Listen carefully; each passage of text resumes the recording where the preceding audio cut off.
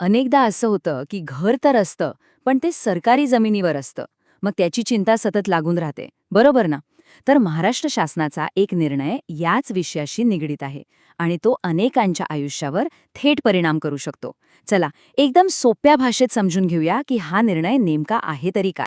तर मग सगळ्यात मोठा आणि मूळ प्रश्न उभा राहतो की जी घरं आजपर्यंत अतिक्रमण म्हणून ओळखली जायची, ती आता कायदेशीर होऊ शकतात का? वेल, याच प्रश्नाचं उत्तर शोधण्यासाठी महाराष्ट्र सरकारने एक खूप महत्वाचं पाऊल उचललंय. बरं, या सगळ्याची सुरुवात कुठून झाली हे समजून घेणं इंटरेस्टिंग आहे. गोष्ट आहे सर्वांसाठी घरे 2022 या राष्ट्रीय योजनेची. आता बघा, उद्देश खूप चांगला होता, सगळ्यांना घर मिळावं. पण त्यात एक मोठी अडचण होती. म्हणजेच या योजनेचा लाभ घ्यायचा असेल तर स्वतःच्या मालकीची जागा असणं ही एक अट होती. आणि इथेच सगळा घोळ होता. विचार करा, शहरांमध्ये राहणारी कितीतरी गरीब कुटुंब, त्यांच्याकडे स्वतःची जमीनच नव्हती. ते सरकारी जमिनीवर वर्षानुवर्ष घर बांधून राहत होते. मग काय झालं? ते पात्र असूनही त्यांना प्रधानमंत्री आवास योजनेसारख्या मोठ्या योजनांचा लाभच घेता येत नव्हता. आता ही किती विचित्र परिस्थिती आहे, नाही का? आणि याच गरजेतून एका नवीन धोरणाचा जन्म झाला. तर यावर उपाय म्हणून महाराष्ट्र शासनाने काय केलं? त्यांनी 6 मार्च 2019 रोजी एक शासन निर्णय काढला, ज्याला आपण GR म्हणतो. आणि याचा उद्देश एकदम सरळ आणि स्पष्ट होता. शासकीय जमिनीवरची जी निवासी अतिक्रमणं आहेत, त्यांना काही अटी आणि शर्तींवर कायदेशीर मान्यता देणं. ओके, पण नियमितीकरण हा शब्द ऐकून थोडं कन्फ्युजन होऊ शकतं. नियमितीकरण म्हणजे नेमकं काय? एकदम सोप्या भाषेत सांगायचं तर, जे बांधकाम आजपर्यंत बेकायदेशीर मानलं जात होतं, त्याला काही नियमांच्या चौकटीत बसवून कायदेशीर दर्जा देणं. सिंपल. म्हणजे त्या घराला एक कायदेशीर ओळख मिळते. आणि खरं सांगायचं तर हाच या संपूर्ण धोरणाचा आत्मा आहे. अर्थात इतके मोठे निर्णय कोणीही घेऊ शकत नाही. त्यासाठी एक अधिकृत यंत्रणा लागतेच. मग शासनाने काय केलंय?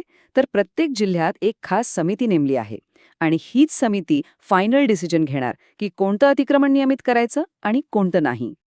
आता ह्या समितीमध्ये कोण कोण असणार? तर याचे अध्यक्ष आहेत जिल्ह्याचे कलेक्टर. त्यांच्यासोबत मग उपजिल्हाधिकारी, भूमी अभिलेख अधीक्षक आणि त्या शहराचे महानगरपालिका आयुक्त किंवा मुख्याधिकारी हे सगळे सदस्य म्हणून असणार आहेत.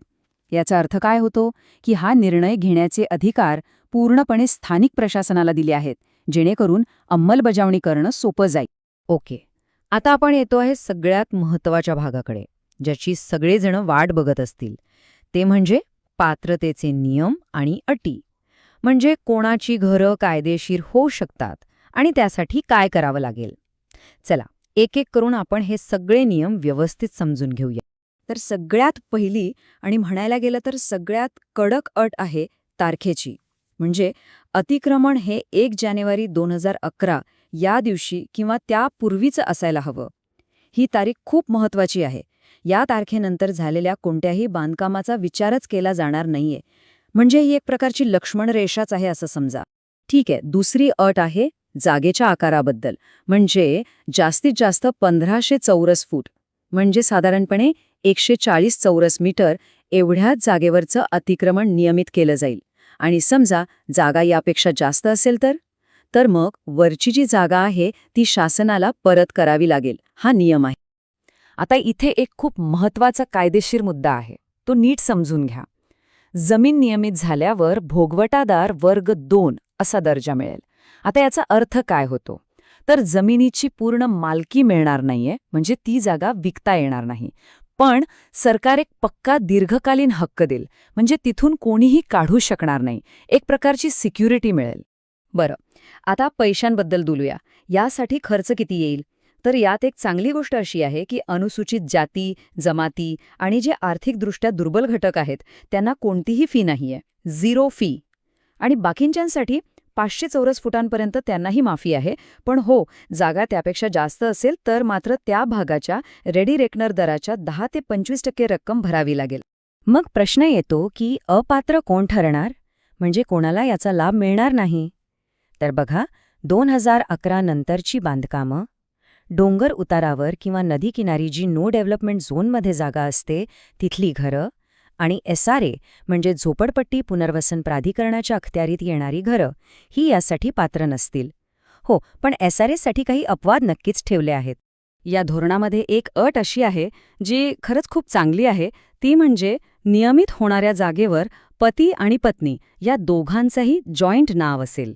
हे खूप महत्वाचं आहे, कारण यामुळे महिलांना मालमत्तेमध्ये समान हक्क मिळतो आणि त्या दिशेने हे एक मोठं पाऊल आहे असं म्हणायला हरकत नाही. आता एक गोष्ट लक्षात घ्या, हे धोरण फक्त एकेका घराला कायदेशीर करण्यापुरतं नाहीये. नाही, ह्याच्यामागे एक मोठी विजन आहे. एका संपूर्ण परिसराच्या सुनियोजित विकासाचं एक मोठं स्वप्न आहे. आता बघूया की हे स्वप्न प्रत्यक्षात कसं उतरणार आहे. तर ह्याची प्रक्रिया काही टप्प्यांमध्ये होणारे स्टेप बाय स्टेप. सगळ्यात आधी एकेका घराला कायदेशीर मान्यता मिळेल. ठीक आहे, मग त्या संपूर्ण वस्तीचा एक एकत्रित विकास आराखडा बनवला जाईल, ज्याला आपण लेआउट प्लॅन म्हणतो.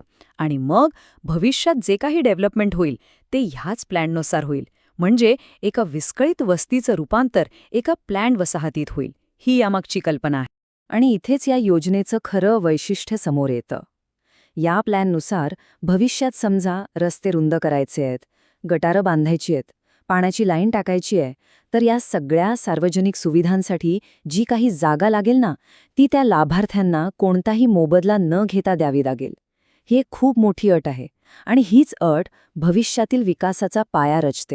ह्या शासन निर्णयामध्ये एक वाक्य आहे, एक अट आहे जी सगळं काही सांगून जाते. त्यात असं लिहिलंय की यापुढे शासकीय जमिनींवर अतिक्रमण होणार नाही याची संबंधित अधिकाऱ्यांनी दक्षता घ्यावी.